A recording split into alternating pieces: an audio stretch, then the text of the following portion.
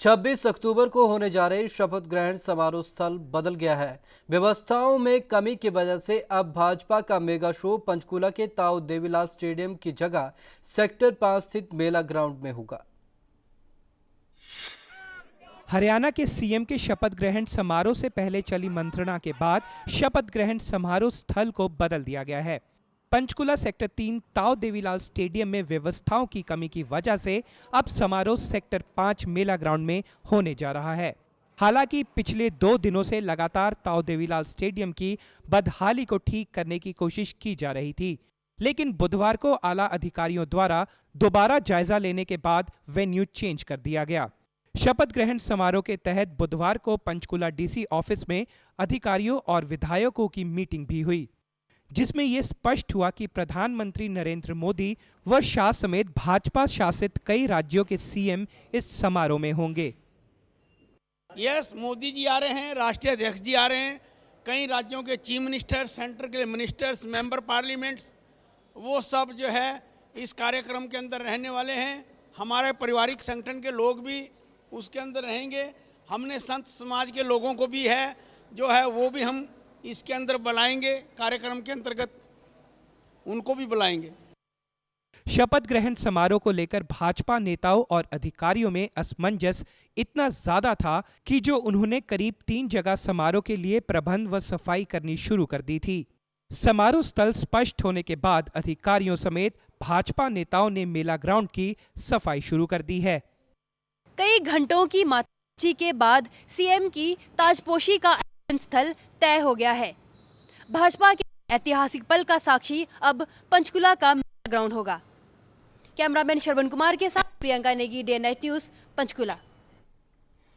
पंचकुला के सेक्टर 3 स्थित ताऊ देवीलाल स्टेडियम में नवनिर्वाचित मुख्यमंत्री मनोहर लाल खट्टर का शपथ ग्रहण समारोह मुमकिन नहीं है। ये बात हमने पहले ही आपको बता दी थी। हमारी संवाददाता प्रियंका नेगी ने स्टेडियम का जायजा लिया था और बताया था कि समारोह स्थल क्यों बदला गया। आपको फिर दिखाते हैं वो रिपोर्ट। हरियाणा के नए सीएम की घोषणा के साथ ही अब एक महत्वपूर्ण चीज जो शपथ ग्रहण समारोह होगा उसके लिए डिसाइड किया जा रहा है कि शपथ ग्रहण समारोह कहाँ होगा। सेक्टर 3 पंचकुला के ताऊ देवीलाल स्टेडियम में यहाँ पे माना जा रहा है कि जो शपथ ग्रहण समारोह होगा वो यहीं इसी स्टेडियम में मनाया जाएगा, जो एक मेगा शो होगा। इसके अलावा ये हो सकता है कि पंचकुला जो चंडीगढ़ में है, चंडीगढ़ के राजभवन में भी ये शपथ ग्रहण समारोह हो सकता है। लेकिन जो सबसे बड़ी बात अभी जो कयास लगाया जा रहा है वो ये कहा जा रहा है कि क्योंकि ताऊ देवीलाल स्टेडियम काफ़ी बड़ा है, इसलिए यहाँ पर जो शपथ ग्रहण समारोह यहाँ पर होगा जिसमें 25,000 के करीब लोग आएंगे। और ये कहा जा रहा है 26 अक्टूबर को हो सकता है दीपावली के बाद जो शपथ ग्रहण समारोह। पर अगर देखा जाए जो ताऊ देवीलाल स्टेडियम है वहाँ पे जो स्थिति अभी अब बनी हुई है, हालांकि आला अधिकारी यहाँ पे आ चुके हैं, उन्होंने यहाँ की जांच पड़ताल की है, उन्होंने देखा कि यहाँ पे कैसी स्थिति है। लेकिन जो कुर्सियों की हालत है आप देख सकते हैं यहाँ पे काफ़ी बदहाल की स्थिति में है। और अगर 26 तारीख को होने वाला है शपथ ग्रहण समारोह तो उससे पहले इन सबको ठीक करने की जो है इनको काफ़ी बड़ी ये भी दिक्कत आ सकती है कि इन पूरे जो स्टेडियम में है काफ़ी सारी कुर्सियां हैं और इनमें से जो पूरे घेरे में है काफ़ी सारी कुर्सियां होंगी, 100-200 के करीब जो कुर्सियां होंगी जो टूटी फूटी हैं। तो इन सबको ठीक करने में काफ़ी ज़्यादा टाइम लग सकता है। तो ऐसे में ये भी हो सकता है कि जो शपथ ग्रहण समारोह है वो चंडीगढ़ के राजभवन में की जा सके। अभी ये पूरी तरह से तय नहीं हो पाया है। तो सुना आपने कि प्रियंका नेगी ने जिस तरीके से कहा था कि वहां पर जो है शपथ ग्रहण संभव नहीं है और उसके बाद अब शपथ ग्रहण समारोह का जो स्थल है वो बदल दिया गया था। हालांकि इससे पहले यहां पर तैयारियां शुरू की गई थी, लेकिन उसके बाद भी जो है शपथ ग्रहण समारोह का स्थल अब बदल दिया गया है।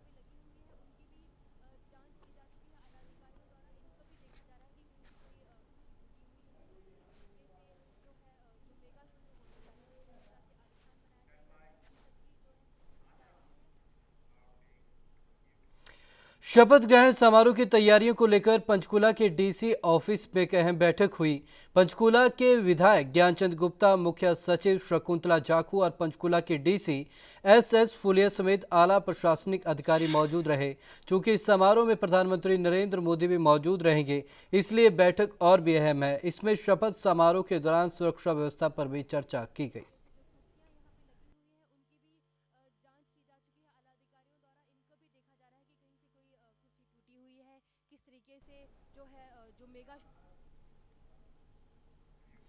हरियाणा विधानसभा चुनावों में जीत के बाद भाजपा ने मनोहर लाल खट्टर के सिर सीएम का ताज सुशोभित कर दिया।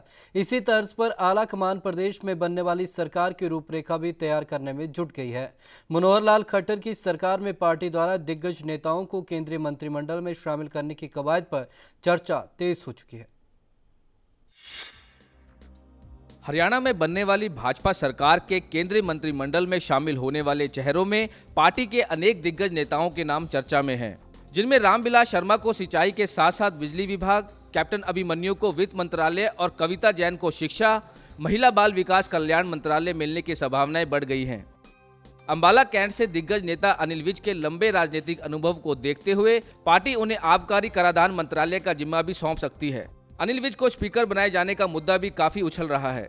अनिल विज के साथ साथ बादली के विधायक व हरियाणा किसान सेल मोर्चा के राष्ट्रीय अध्यक्ष ओम प्रकाश धनखड़ को कृषि मंत्रालय मिल सकता है। भाजपा के मंत्रिमंडल में अनेक नए चेहरों को भी जगह मिलने की संभावनाएं जोर पकड़ने लगी हैं। इस नए चेहरों में उच्चाना विधायक प्रेमलता को स्वास्थ्य एवं समाज कल्याण मंत्रालय, सुभाष सुधा को शहरी स्थानीय निकाय मंत्रालय व बवाल से विधायक डॉक्टर बनवारी लाल को भी भाजपा मंत्रिमंडल में जगह मिल सकती है। एक और मंत्रिमंडल को लेकर जहां भाजपा आला कमान अपनी तैयारियों में जुट गई है, तो दूसरी ओर सीएम पद न मिलने से खफा भाजपा नेताओं में भी रोष पनपने लगा है। अब हरियाणा की सियासत किस तरह की करवटें लेगी, ये तो आने वाला वक्त ही बताएगा। हालांकि भारतीय जनता पार्टी की सर्वसम्मति की बैठक में करनाल से जीतकर आए मनोहर लाल खट्टर को मुख्यमंत्री बना दिया गया है। इसके बाद से ही मंत्रिमंडल पद के कयास तेज हो गए हैं। जानकारों की राय के मुताबिक 26 को होने वाले शपथ समारोह में मंत्रिमंडल भी शपथ ले सकता है। बहरहाल देखना होगा कि हाईकमान कौन से दिग्गज नेताओं को मंत्रिमंडल पद सौंपता है। चंडीगढ़ से कैमरामैन गिरीश दुर्गापाल के साथ Manoj Rathi, day night news. Haryana के नए सीएम और करनाल से भाजपा नवनिर्वाचित विधायक मनोहर लाल खट्टर का जन्म 5 मई 1954 को रोहतक जिले के निदाना गांव में हुआ। उनके दादा भगवान दास खट्टर अपने परिवार के साथ देश के विभाजन के समय पाकिस्तान से निदाना आए थे। आइए अब आपको दिखाते हैं उनके जीवन का सफर। हरियाणा के नए सीएम और करनाल से भाजपा के नवनिर्वाचित विधायक मनोहर लाल खट्टर का जीवन काफी उतार चढ़ावों भरा रहा है। बचपन से दोस्तों के बीच हेडमास्टर नाम से लोकप्रिय खट्टर रोहतक जिले के रहने वाले हैं। उनका जन्म 5 मई 1954 को रोहतक जिले के निदाना गांव में हुआ। उनके दादा भगवान दास खट्टर अपने परिवार के साथ देश के विभाजन के समय पाकिस्तान से निदाना आए थे। हरियाणा के नए सीएम और करनाल से भाजपा के नवनिर्वाचित विधायक मनोहर लाल खट्टर 4 साल के थे तो उनके पिता हरबंस लाल खट्टर रोहतक जिले के ही बनियानी गांव में आ गए। निदाना में उनके दादा और पिता की दुकान थी, जबकि बनियानी में उन लोगों ने खेती के लिए जमीन खरीदी थी। उनकी प्राइमरी स्कूल की शिक्षा इसी गांव में हुई और पड़ोस के गांव माली आनंदपुर से उन्होंने मैट्रिक किया। स्कूल के दोस्त कहते थे हेडमास्टर। करीबी दोस्तों के मुताबिक खट्टर स्कूली दिनों में ही काफी गंभीर स्वभाव के थे, जिसके कारण साथी उन्हें हेडमास्टर कहकर बुलाते थे। खट्टर के भाई चरणजीत के मुताबिक मनोहर मेडिकल की तैयारी करना चाहते थे, लेकिन पिता चाहते थे कि बिजनेस को समय दें। 1974 के आसपास मनोहर भाइयों के साथ दिल्ली में रानीबाग आए और बिजनेस शुरू किया। 1976 में वह आरएसएस के संपर्क में आए और इमरजेंसी में संपर्क बढ़ता गया। 1980 में वह संघ से पूर्णकालिक तौर पर जुड़ गए। मनोहर लाल खट्टर पर युवावस्था में ही परिवार की ओर से शादी के लिए जबरदस्त दबाव था, पर जन चाहते थे कि वह राष्ट्रीय स्वयंसेवक संघ के प्रचारक परंपरा को छोड़कर घर बसा ले, लेकिन खट्टर नहीं डिगे। अगर खट्टर के राजनीतिक सफर की बात करें तो खट्टर को 1994 में हरियाणा बीजेपी में प्रदेश संगठन मंत्री की जिम्मेदारी सौंपी गई। 1996 का विधानसभा चुनाव बीजेपी ने बंसीलाल की पार्टी हरियाणा विकास पार्टी के साथ मिलकर लड़ा था। इस चुनाव की रणनीति बनाने में खट्टर की बड़ी भूमिका रही थी। 2002 में पार्टी ने उन्हें जम्मू कश्मीर का प्रभारी बनाया। लोकसभा चुनाव में खट्टर को हरियाणा में चुनाव अभियान समिति का अध्यक्ष बनाया गया था। मोदी के करीबी हैं। 60 साल से खट्टर प्रधानमंत्री नरेंद्र मोदी के करीबियों में शुमार हैं। 90 के दशक में जब मोदी हरियाणा के प्रभारी थे, तब खट्टर प्रदेश बीजेपी में संगठन मंत्री थे। भाई अब भी करते हैं खेती। खट्टर के भाई चरणजीत के मुताबिक परिवार ने कभी नहीं सोचा कि वह सीएम पद की रेस में होंगे। खट्टर के एक भाई जगदीश दिल्ली में रहते हैं और एक भाई गुलशन बनियानी गांव में ही खेती देखते हैं। बनियानी में ही मनोहर लाल खट्टर के नाम 2-2.5 एकड़ जमीन और पैतृक घर है। 2 भाई रोहतक में रहते हैं। तो अगर कुल मिलाकर कहें तो हरियाणा के विकास की बागडोर अब मनोहर लाल खट्टर के हाथ में है। Bureau report, day night news. Haryana की राजनीति में लाल ने हमेशा ही अहम भूमिका निभाई है। लालों की तिकड़ी भजन लाल, बंसीलाल और देवीलाल को लोग आज भी याद करते हैं। लालों की इस जमात में अब एक और नाम जुड़ गया है, वो नाम है मनोहर लाल खट्टर का। करनाल के लाल मनोहर लाल प्रदेश के 18वें मुख्यमंत्री बनकर यहां की सियासत में एक नया अध्याय जोड़ने जा रहे हैं।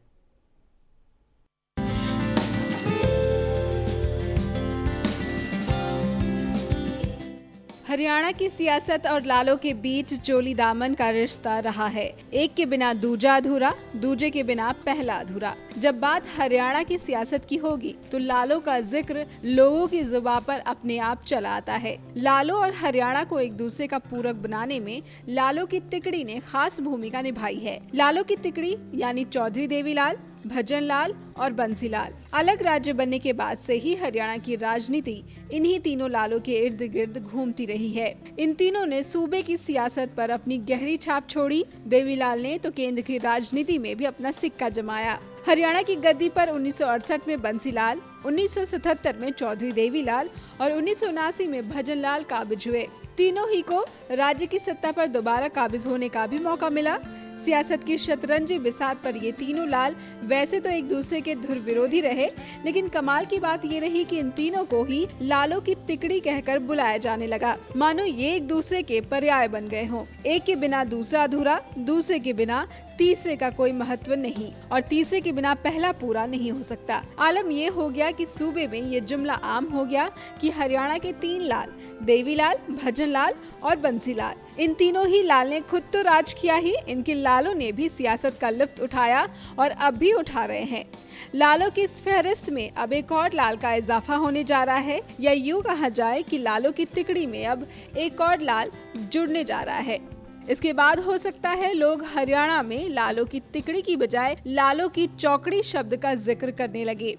ये लाल कोई और नहीं बल्कि करनाल के लाल मनोहर लाल खट्टर हैं। इन्हें हरियाणा में कमल को खिलाए रखने की जिम्मेदारी मिली है। अगले 5 साल तक सूबे की सियासत इन्हीं के इर्द गिर्द घूमने वाली है। वैसे तो मनोहर लाल ने अभी राजनीति की पिच पर कदम ही रखा है, लेकिन अपने पहले ही मैच में इन्होंने वो धमाकेदार एंट्री खेली है कि विरोधी चारों खाने चित हो गए।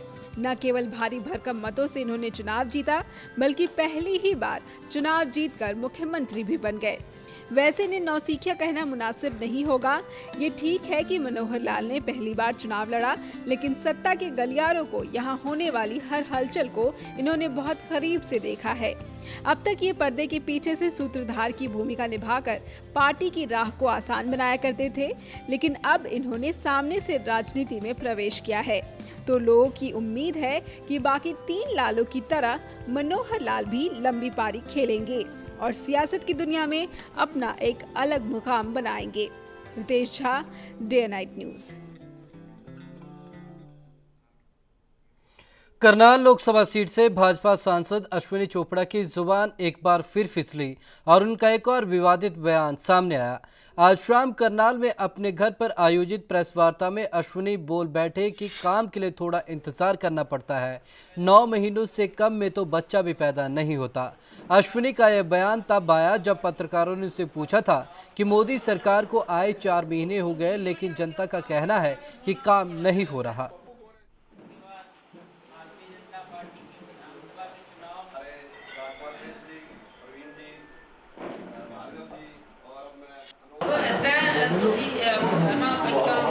ਸਾਡੇ ਇੱਥੇ ਕੀ ਹੈਗਾ ਕਿ ਬੜੀ ਜਲਦੀ ਨਾ ਲੋਕੀ ਉਮੀਦ ਕਰਦੇ ਹੁਣੇ ਕਰੋ ਹਾਂ ਇੰਨੀ ਜਲਦੀ ਤਾਂ ਕੁਝ ਨਹੀਂ ਹੋਣਾ ਬੱਚਾ ਪੈਦਾ ਹੋਣ ਨੂੰ 9 ਮਹੀਨੇ ਲੱਗਦੇ ਆ। अंबाला से भाजपा की सीट पर दूसरी बार परचम फहराने वाले भाजपा विधायक अनिल विज ने कांग्रेस की पूर्व सरकार पर निशाना साधते हुए कहा कि प्रदेश में पूर्व की हुड्डा सरकार ने अपने कार्यकाल में जितने भी घोटाले किए, भाजपा की सरकार बनते ही उन सब घोटालों की जांच की जाएगी। विज ने कहा कि हुड्डा ने जिस तरह से सोनिया गांधी को खुश करने के लिए रॉबर्ट वाड्रा डील की पोल खोलने वाले आईपीएस अधिकारी को प्रताड़ित किया है, उस मामले को भी भाजपा उच्च स्तरीय जांच कराएगी। और यही नहीं, भाजपा प्रदेश में खेमका जैसे ईमानदार अधिकारियों को महत्वपूर्ण पदों पर वापस लगाने का काम भी करेगी।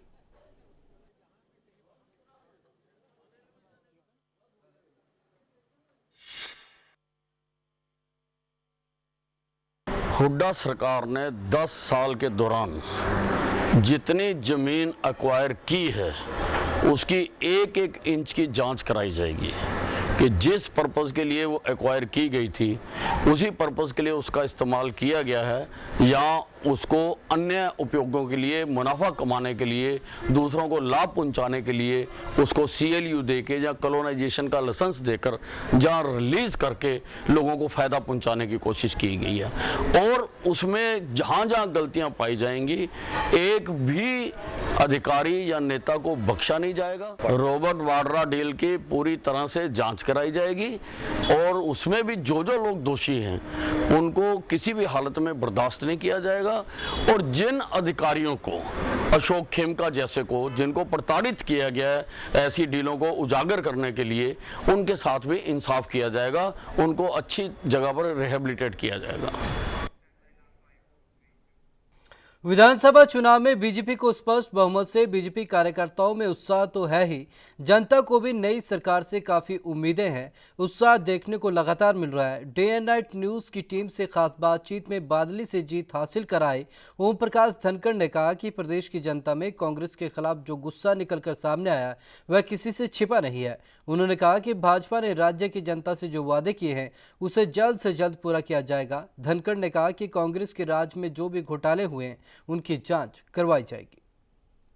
हमारे साथ भाजपा से विधायक जो बादली से जीते हैं, ओपी जी बहुत बहुत मुबारक। सबसे पहले डे नाइट की तरफ से भाजपा को स्पष्ट बहुमत मिला है, कैसे देखते हैं आप? देखिए, बहुत ही आनंद की बात है हम सबके लिए। हम एक तरह से 4 सीटों से एकदम 47 पर आए हैं।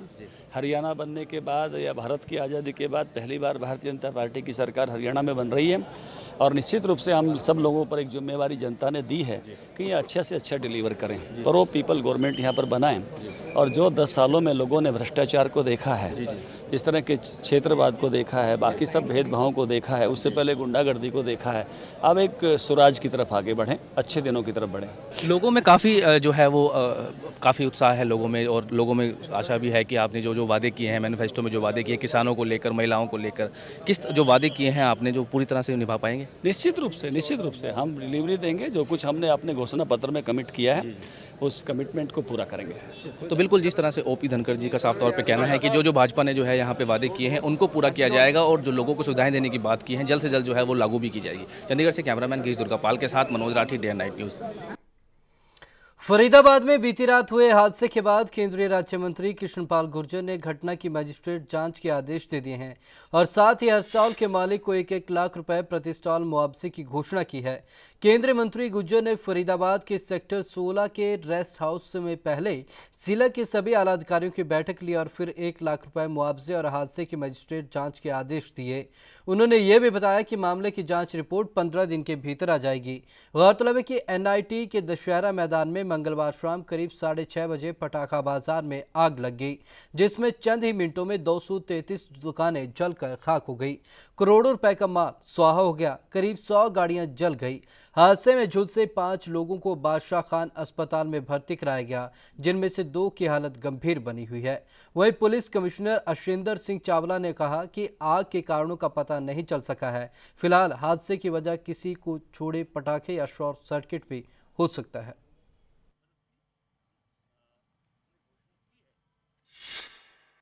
देखिए, अब उसका आकलन तो जब पूरी इंक्वायरी होगी उसमें आएगा कितना नुकसान हुआ है, लेकिन हमने ये तय किया है, एक तो हमने तुरंत रात को ही DC साहब से बात करके इसकी मजिस्ट्रेट जांच के आदेश दे दिए कि जो भी उसमें कोताही रही है, जो भी उसमें गलतियाँ रही हैं, उसकी इंक्वायरी हो, उस पर कार्रवाई हो। दूसरा कि बहुत से लोग गरीब लोग हैं जिन्होंने ये पटाखे की दुकान लगाई थी। हमने उनकी हालत को देखते हुए, परिस्थितियों को देखते हुए एक फैसला लिया है कि सरकारी मदद के तौर पर सबको हम 1-1 लाख रुपए की उनको सबको मदद करेंगे।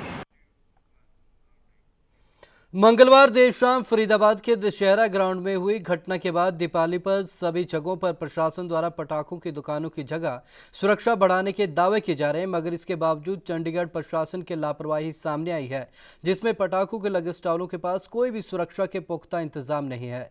सेक्टर 41 के 8वां में लगे करीब 20 से ज्यादा स्टॉलों के आसपास कोई भी सुरक्षा सुविधा नहीं थी। इसका जायजा लिया हमारे संवाददाता मनोज राठी ने। कल शाम फरीदाबाद में हुई घटना के बाद जहां प्रशासन ने काफ़ी सुरक्षा के कड़े इंतजाम करने की बात कही है, वहीं चंडीगढ़ की अगर हम बात करें तो हम इटावा में खड़े हैं, जहां पे यहाँ पे काफ़ी स्टॉल जो हैं पटाखे के लगाए गए हैं और यहाँ पे जो दुकानदार हैं उन्होंने अपनी सेफ्टी के लिए यहाँ पे रेता और जो भी प्रिकॉशंस हैं वो हालांकि लगाए गए हैं। लेकिन जिस तरह से बात की जाए प्रशासन की, तो प्रशासन की जो है अनदेखी यहाँ पे सामने नज़र आ रही है, क्योंकि कोई भी दमकल विभाग की गाड़ी या कोई भी प्रशासनिक तौर पे यहाँ पे सुरक्षा के जो है इंतजाम वो नहीं दिख पा रहे हैं। यहाँ पे कम से कम 20 दुकानें यहाँ लगी हैं, सारी दुकानें जो है पटाखों की हैं और साथ में ही यहाँ पे रिहायशी एरिया भी जो है इटावा के साथ में यहाँ पे जो है लिविंग एरिया, यहाँ पे रेसिडेंस एरिया भी है, लेकिन प्रशासन का कोई भी अधिकारी या दमकल विभाग की कोई भी गाड़ी यहाँ पे मौजूद नहीं है। हालांकि यह हर साल की तरह, जिस तरह से दुकानदारों ने यहाँ बताया है कि हर साल जो है यहाँ पे पटाखों की दुकान लगाई जाती है, लेकिन इस बार की अगर हम बात करें फरीदाबाद की घटना के बाद भी प्रशासन को सुध नहीं है। यहाँ पे कोई भी दमकल विभाग की गाड़ी या उनकी तरफ से कोई भी प्रिकॉशन या सुरक्षा के इंतजाम जो है वो नहीं कराए गए हैं। हालांकि दुकानदारों का कहना है कि ये जो भी इंतजाम किए गए हैं, चाहे वो सुरक्षा से प्रिकॉशन हो, चाहे वो रेता बजरी का हो या चाहे वो आग बुझाने के जो प्रकरण हो, उनको लेकर इन्होंने खुद जो है वो यहाँ पे किए हैं और प्रशासन का कोई अधिकारी जो है या दमकल विभाग की कोई भी अधिकारी यहाँ पे सुबह मौके पर कोई भी नहीं आया अभी तक। हालांकि दोपहर बाद तक यहाँ पे कोई भी दमकल विभाग की गाड़ी जो है वो यहाँ नहीं लगाई गई है, तो इससे बिल्कुल पता चलता है कि प्रशासन आखिर बड़े बड़े दावे करता है, बड़ी बड़ी बातें करता है, लेकिन अगर बात आए सुरक्षा की तो बिल्कुल यहाँ पे बिल्कुल अनदेखी गई है, लापरवाही जो है वो देखी गई है। जिस तरह से फरीदाबाद की अगर हम बात करें, एक बहुत बड़ी घटना, एक लापरवाही जो है वो देखी गई थी। उसके बाद जो है प्रशासन की तरफ से हर जो स्टेट में यहाँ पे सुरक्षा को लेकर जो है बातें की गई थी, लेकिन चंडीगढ़ जैसे शहर में अगर हम बात करें, चंडीगढ़ जैसे शहर की, तो चंडीगढ़ जैसे शहर में भी जो है सुरक्षा के पुख्ता इंतजाम ना होने के कारण एक बहुत बड़ा जो है प्रशासन के दावों की पोल जो है वो खुलती नजर आ रही है। चंडीगढ़ से कैमरामैन गिरीश दुर्गापाल के साथ Manoj Rathi, day and night news. इस बुलेटिन में अब तक के लिए बस इतना ही। विवेक शर्मा को दीजिए इजाजत। नमस्कार। खबरों की दुनिया में आइए, हमारे साथ कहीं भी और कभी भी जुड़िए। हम मिलेंगे फेसबुक पर, हम दिखेंगे यूट्यूब पर, हमें फॉलो कीजिए ट्विटर पर। खबरों के साथ बने रहिए रात दिन।